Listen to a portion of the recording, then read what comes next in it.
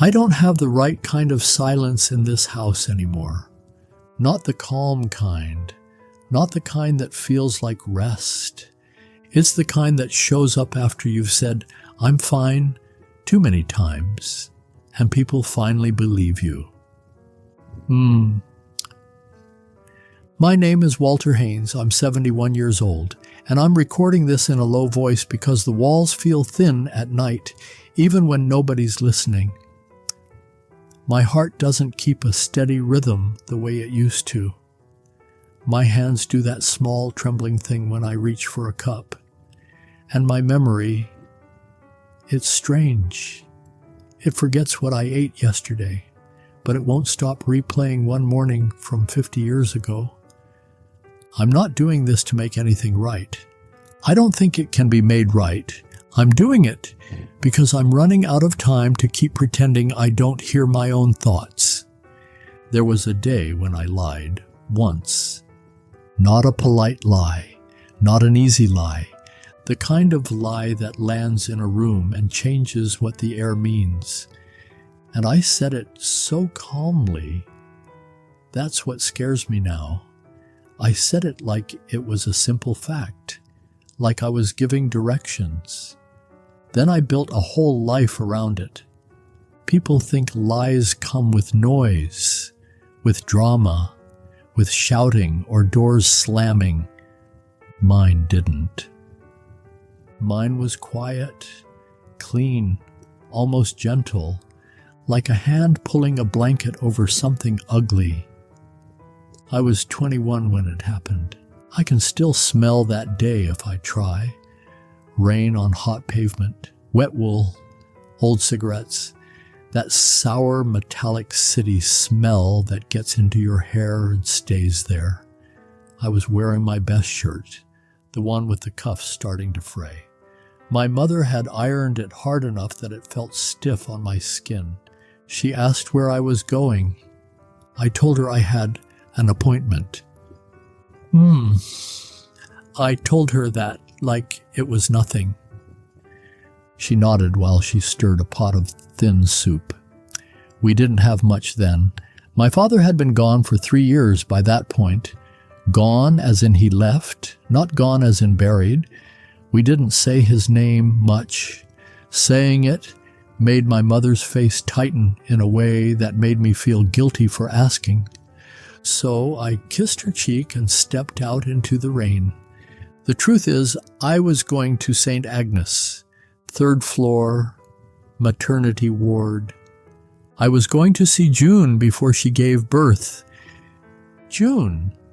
Her hair was the color of pale pennies, and she laughed too quickly, like she was trying to keep something from catching up to her. We met behind the grocery where I stacked cans after school. She lived with her aunt and called her Ma, because it was easier than explaining the truth to people who didn't care. We were careful until we weren't. Or we thought we were careful. Young men always think they're careful. They think they can live on the edge of something and never fall in.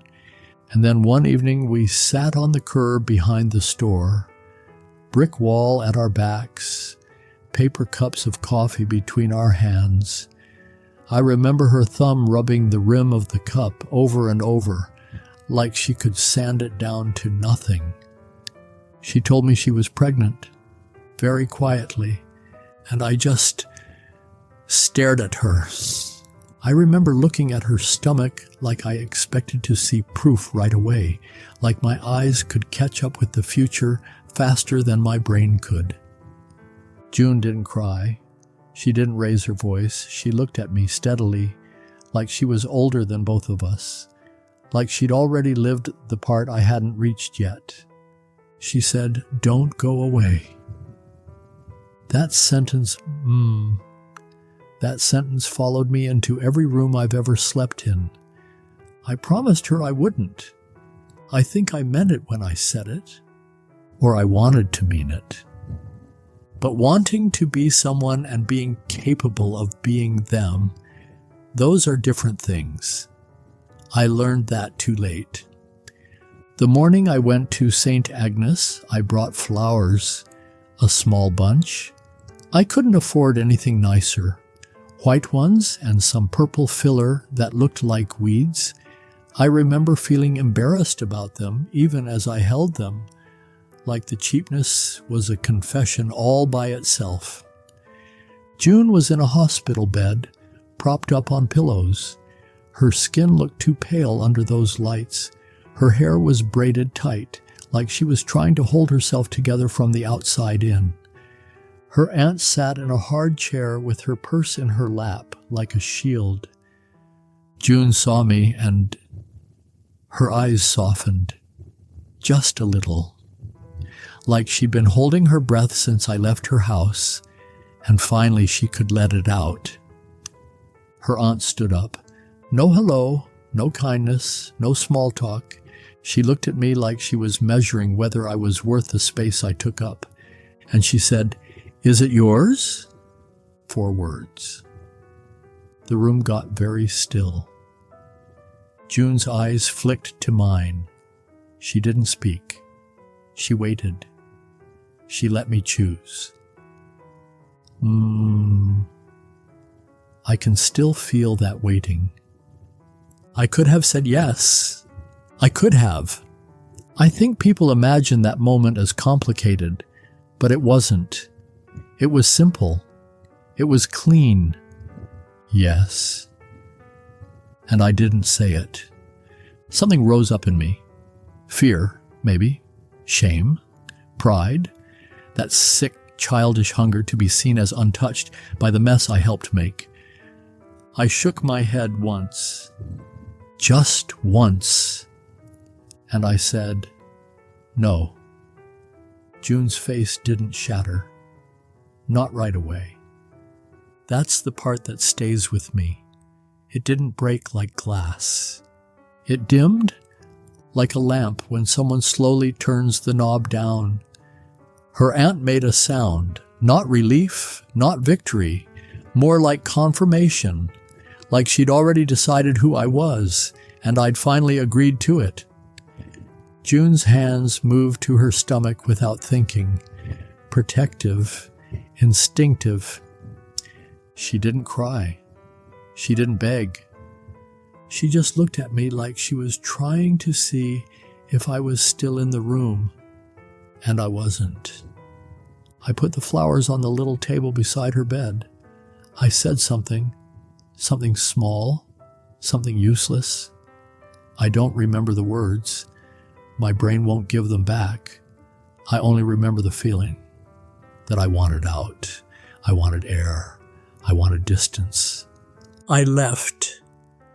I walked down the hallway like I had borrowed my body from someone else. In the stairwell, I stopped on a landing because my knees went loose. I leaned my forehead against the wall and breathed through my mouth so no one would hear me making a sound.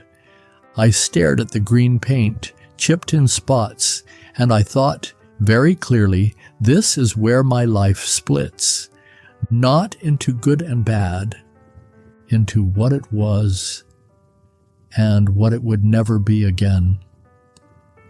That night I sat at the kitchen table while my mother stirred soup that wasn't really soup, just hot water with a few pieces of something floating in it. She asked if my appointment went all right. I said yes. That's how it starts. One lie that needs another lie to keep it standing. June left town. I heard it through neighbor women who knew things they weren't supposed to know. Someone said Pennsylvania. Someone said farther. Someone said the baby was placed with a family who could give it a proper life. I didn't ask for details. I told myself I didn't deserve them. And then I got used to not deserving. Years later, I met my wife, Elaine, and by then I'd practiced being a man with no loose threads. Elaine was kind in a way that made me uncomfortable. Not because I didn't want it, because I did, because kindness shines on the parts of you that you'd rather keep in shadow. We met at a church picnic. I helped her carry a tray of lemonade. Cups started tipping, and I fumbled to keep them steady. She laughed and said my hands looked like I was trying to catch birds. I liked her immediately. She asked me about my life, about my past, and I gave her the version that didn't include June. I didn't even have to think. It came out smooth, like a story I'd already rehearsed. Elaine asked if I'd ever been in love. I smiled. I said, "Not really." I hear that now, and it sounds like a man talking from behind glass. We married.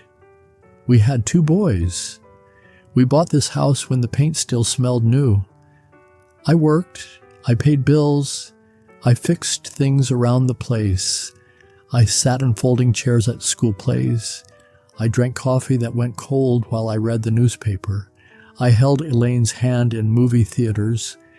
From the outside, it looked like a decent life. And it was decent. That's what makes this harder to live with. Because the lie didn't burn my whole world down. It didn't turn me into a villain in the eyes of strangers. It just made me divided. There was always a part of me still standing in that hospital room, holding cheap flowers, watching myself choose the wrong sentence. And every year that passed without me going back, that version of me became heavier, more permanent, more real. I became the man who didn't go back, the man who let silence do the work. Every once in a while, life tried to tug at the thread. Once, at the grocery store, a little girl looked up at me with eyes so much like June's that my stomach dropped. Same color, same shape.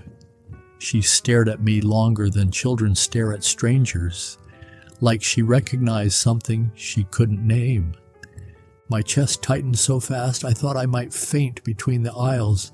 I left my basket and walked out to the parking lot and sat in my car until my hands stopped shaking. I told myself it was coincidence. I told myself that like I had a right to be relieved. Another time I got a letter with no return address. Just my name typed. My address printed cleanly. Inside one sheet of paper. It said, "Do you ever think about her?" That was all. No signature, no explanation. I stood at the kitchen sink holding that paper like it could burn me. My heart hammered so loudly I thought Elaine would hear it from the next room. Elaine was folding laundry, humming softly, the way she did when she was trying to keep her mind quiet. I could have told her then. I could have walked into that room and said, "There's something you don't know about me." Instead, I tore the letter into strips, thin strips until my fingers hurt. I dropped them into the trash. Then I poured coffee grounds on top of them, like that would help. I took the trash out immediately. Elaine asked what I was doing. I said, "Nothing." Silence isn't neutral. People think it is. People think if you don't say something, it stays in place. It doesn't. Silence builds its own story. It spreads. It settles into your face. It sits in your voice. It changes the way you answer harmless questions. The older I got, the more the lie started to feel tired. Not forgiven, not lighter. Just tired. There's a kind of exhaustion that comes from holding up a wall for decades. Even if nobody else sees it, you still have to keep your hands pressed against it day after day. Elaine died 5 years ago. She went in her sleep. The doctor said it was peaceful. That word, peaceful, felt like it belonged to someone else's life, not mine. After the funeral, when the house filled and then emptied, I sat alone at this table and realized something that made me feel cold. The only person I ever wanted to tell was gone. Not because she would have solved it, not because it would have fixed anything, but because she would have known me, and I never let her. That's its own kind of loss. Some nights I wake up, and I swear I hear soft footsteps in the hallway, a pause near my door, like someone standing there, deciding whether to come in. And I lie very still, holding my breath like a boy, waiting for a knock that never comes. I think about the baby. No, not the baby. The person. They'd be 50 now, maybe 51. An age where you've built some kind of life, even if it's messy. An age where you've told yourself a story about where you came from. I try not to invent too much, because that feels like another lie. But I wonder anyway. I wonder in small, careful ways. I wonder if they ever felt a gap they couldn't name. I wonder if they have June's laugh, quick, almost scared. I wonder if they wrote that letter, or if they found it somewhere and decided to send it like a stone thrown into water, just to see if anything moved. I wonder if they hate me. I wonder if they don't think about me at all. That last one, that one hurts the most because it feels fair. And June, I don't know if she's alive. I don't know what her life became after I left that room. I don't know if she married, if she laughed again the way she used to, if she ever stopped holding her stomach like it was the only honest thing in the world. Sometimes I picture her old, like me, sitting somewhere with a cup of tea gone cold, staring at nothing. Sometimes I picture her having forgotten my name. And sometimes, when I can't lie to myself even in my own head, I picture her never forgetting, carrying it the way I carried it, like a small stone in a pocket that slowly wears a hole through the fabric. People say time heals. Time doesn't heal everything. Time just adds days on top of the wound until it's buried deep enough that most people stop asking about it. But it's still there. It still aches in certain weather. It still wakes you up when the house is too quiet and you can hear your own breathing. I used to tell myself I lied because I was young, because I was scared, because the world was hard and I didn't know how to stand in it. That's true, in part, but it isn't the whole truth. The whole truth is, I liked the life that opened up when I said no. I liked being seen as respectable. I liked not being the man people whispered about. I liked walking into church without feeling eyes on my back. I liked the clean version of myself. And once I had that version, I didn't want to risk losing it. So I kept lying, sometimes with words, mostly with silence. I kept waiting for the right time to tell the truth. I kept waiting to feel brave enough. I kept waiting for a moment that would make it easier. And waiting becomes a habit. Then it becomes your way of living. Then it becomes your life. Now I'm 71, sitting alone in a house that still smells faintly like Elaine's lotion, speaking into something small because I don't have anyone left to say this to face. My voice cracks sometimes. I stop. I swallow. I listen to the refrigerator hum and the faint creak in the floorboards, like the house is trying to remind me it's still here. There are things I wish I could say to June, not grand speeches, just simple human things, that I remember her face, that I remember her hands, that I remember the way she looked at me when she needed me to be real, that I was there, and then I wasn't, that I'm sorry in the way a man is sorry when he knows the world doesn't owe him forgiveness. And there are things I wish I could say to the person who came from that day, not to soothe myself, not to excuse what I did, just to name it, that I didn't disappear because they weren't worth staying for. I disappeared because I was weak. And because I wanted to keep my life clean more than I wanted to keep my promise. Even saying that feels ugly, but it's true. So this is what I have left. Not a lesson, not a warning, not something polished, just the record of an ordinary-looking life, and the one sentence underneath it that never stopped being the real foundation.